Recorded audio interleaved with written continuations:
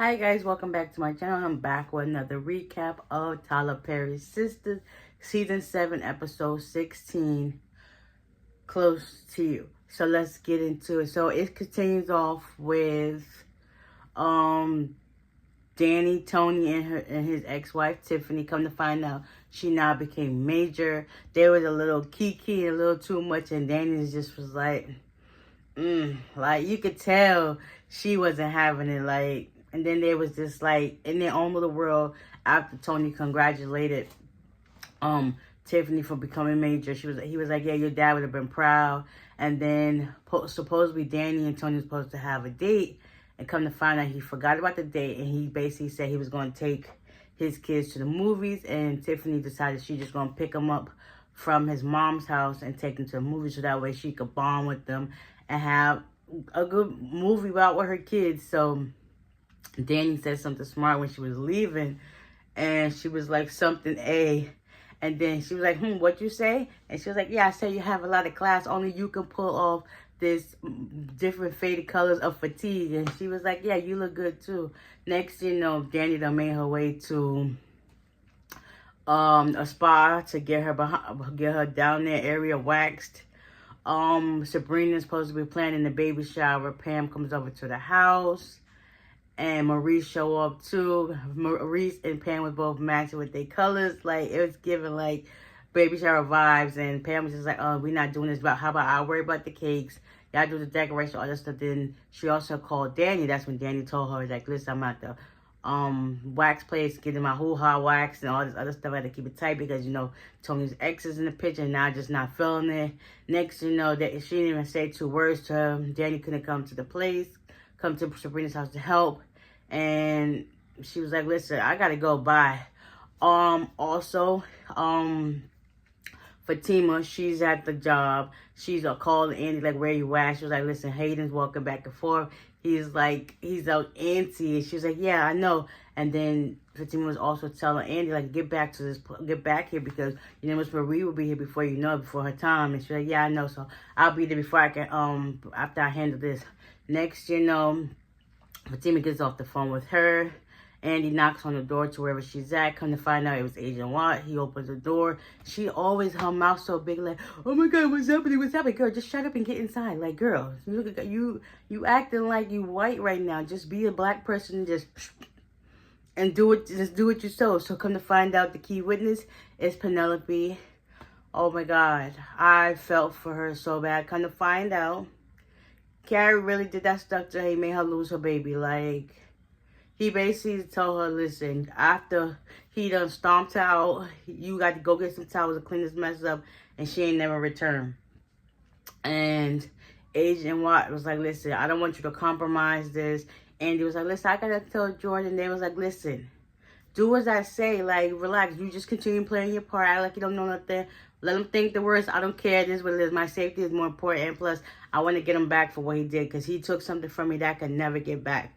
And I felt for her. I was literally, I shed a tear, because it's just like, you can see the hurt in her face. And when she talked to her, it was just so emotional. So Andy promised that she's going to, you know, do what she got to do and just keep Jordan doing what he's doing. So it is what it is. She gave her a hug, and Penelope was crying. And then I guess she, you know, went back on to work. Zach and Aaron, they both had the same look to each other. When Zach realized Aaron was there, he was just like, and then when Aaron realized it was Zach, he was like, ugh. So they basically decided to squash their beef with the sake of, you know, it's Karen. It was just like, how we both get the same girl pregnant at the same time. It's like, it's wild. Aaron found out that he was good. It was like 1 in 400. It's a very, very, very rarity. But it's like they decided to squash their beef. But it wouldn't be Zach if Zach didn't throw a joke in there one or twice. So he did that, and he ended up leaving. So after that, Pam, after she done left Sabrina's house, she done changed her clothes again. It's like Karen is the only one that has not changed her clothes since season 7 started. Like, what in the world, girl? Ain't no way you been in that salon all day for this many episodes, girl. Pam done changed her outfit and everything.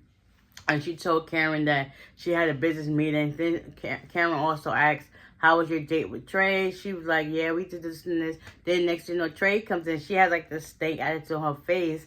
And basically, Trey was telling her, like, listen, I tried some of your samples from my homeboy. And they're really good. My hair been moisturized for this week. So maybe you need to give out samples. And she was like, yeah, I already got an ambassador. So now we got to try to get this stuff rocking and roll. You can tell Karen looked at mad hurt from the way she's seen Trey, thinking like, oh my God, she could be the only person that people think about. No, there's other people in this world that people can think about, and you ain't that no more. So you and your babies will have to relax. You have to take a few seats back and keep it moving. So back at the job, Fatima is in, I think, the conference room, and Hayden comes in. And he's basically saying, listen, I'm about to have Miss Marie eating at the palm of my hand. Next thing you know, she's standing in the back of him like, what you say you're going to do? And then she was like, where's this co-counsel? Next thing you know, Andy comes in. So all four of them just standing there. And she basically telling him, like, listen, y'all need to get your ducks in order, because right now, my ex-husband is trying to take me for everything I got. And his attorneys is just making it worse than what it is. Next you know, she said what she said, and then she left. And then Hayden left because he said some smart stuff. Then Hayden was like to Andy, you need to get yourself in order, like, because this right here is not going to look for you. And then Fatima was like, don't you have somebody's ass to kiss? And he was like, haha, very funny. Then he walks out the office. So them two, Andy and Fatima, started talking. And she was like, listen, so how was the event with Sabrina? She was like, oh, snap, I forgot about that. Let me call her and stuff like that. So she calls her. Then Fatima was also telling her, like, listen, I got to go to a meeting because I got to go find a face-to-radio person for the nanny. And she was like, what does that even mean? She's like, ugly. Okay, ugly. And Fatima leaves. So Andy calls Sabrina. Sabrina answers. And she was like, what would happen? Yeah, so Sabrina calls Andy. Well, the vice versa. And Sabrina talks to her, basically try to tell her off. I'm sick and tired of y'all. You and Danny, y'all apologizing, but y'all supposed to be here for Karen. And I'm just sick and tired of, like, not speaking up when I was supposed to be.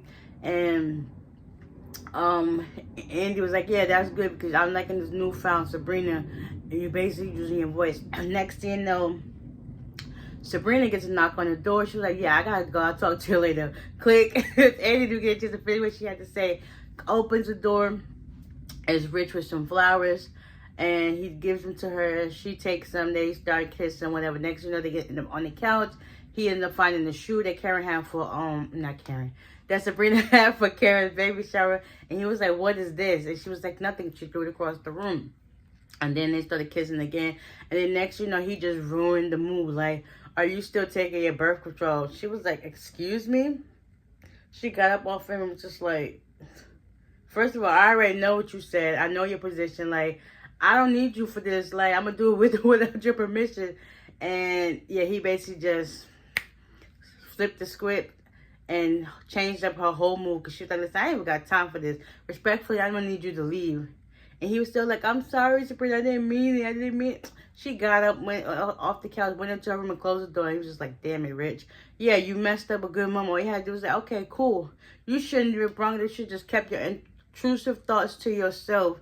And you would have had a good time. But you didn't. You messed that up. So next you know, Maurice gets home. Come to find out Grayson's in his house. He done made a mess. He done took some oxtails out the oven. And he was like, what the heck is this? Like, you oxtails are not to be baked. They're supposed to be put in a crock pot with some onions and garlic and melt into my mouth-watering mouth. It was just like, ooh. Basically, like, that sounds so sexy right there. But then Grayson also said he organized his closet, or that was a wrap for him. Like, listen, don't touch another person's things. Like, sometimes it may look like a mess, but they know exactly where everything is. And that right there just set Maurice off. And basically, Grayson felt some type of way because Maurice was just like, just keep it together, keep it together. And he ended up leaving, but the kitchen was a whole mess. Like, girl, he tore up that kitchen, but you fixed his closet. Like, some things should just not be touched. And he baked his oxtails. I bet you they were probably tender too. But still, like, oxtails is already expensive as it is. And yeah. So Hayden shows up at Miss Marie's hotel. He comes in basically apologizing for his behavior. And she basically told him, like, listen, in life, have you ever been married? And he was like, yeah, once, for like 2 seconds. He was like, well, marriage is all about compromise and sacrifices. So what are you going to do to make me, what are you going to do to make me forgive you for your mishap? And she started touching on him, and he was just basically trying to apologize for how things went. Next thing he just said, I could think of a few things, and unrobed her robe, and let's just say things went left from there. After that, Sabrina's home, and she gets a phone call from Karen, basically just talk about how the baby shower went. She was like, I just hope Pam don't turn this baby shower into a hookah bar. She was like, yeah, I got you. I'm gonna just call you back later. And she hung up the phone. Fatima and Zach were basically going through their nanny suggestions. They done went through like 10 to 20, and then finally they found someone named Miss Rose, who does like this. Once she told them about her meal that she used to make. Oh, Zach's face lit up like a kid in the candy store. He was drawing something on some construction paper, and both Fatima and Zach said, yeah, you're hired. So we gonna see Miss Rose and come into play, because she's all about her schedules, and she made sure that they actually they use the calendar app, so that way she can keep in contact with everything that goes on between, if they got stuff that comes up sporadically. So Maurice makes his way down to the Proud Bar where he talks to his friend, and he basically his friend basically tells him, like, listen, you're projecting on your insecurities from your last situation with Q and stuff onto Grayson. So it's like you was mad at him because he came and like cooked and cleaned your house. Like, why are you mad at that? Like, most people be appreciative of that, because that shows that you actually care and you took time out of your day to do something nice and thoughtful. Like, so basically he told Maurice that he should basically let himself know, like, that he's having trust issues, and that maybe they should, like, you know, just be, how we say, just be more upfront about how you really feel, instead of just trying to lead this man on and stop getting so defensive every time somebody tries to do something nice to you. So Jordan, and Ethan are talking or whatever, and Ethan's slowly but surely trying to, like, get Jordan to, like, I would say poison him, but at this time he's like kind of thrown up because I think he laced his coffee, but he didn't drink it. So I guess Jordan wanted to do some hard liquor, so he does that. They're just talking or whatever. Just so happens they was talking about relationships, and Ethan was like, women are a lot of work. And just so you know, he got a phone call, and it happened to be Andy. So Andy and him are talking, and meanwhile his back is turned. Ethan and got his drink, poured some more in there, and took whatever he had out of his pocket and poured some stuff into it. And then he got off the phone, and then Ethan went to go hand Jordan his cup. He drunk it all in 2 big gulps. And next thing he was like, Ethan. He was like, yes, sir. I need you to give me some water. Then next thing his body started giving out. He was just like, maybe you should just wait and just get some rest. Next thing you know, Jordan then fell off to the floor, and Ethan slowly gets up and takes his legs and basically drags him. And yeah, that was this episode in a nutshell. Hopefully we find out everything that we need to find out next week, because this seems like it's getting a little more interesting, but who knows? So with that being said, I hope you guys enjoy, and I'll see y'all in the next one. Bye.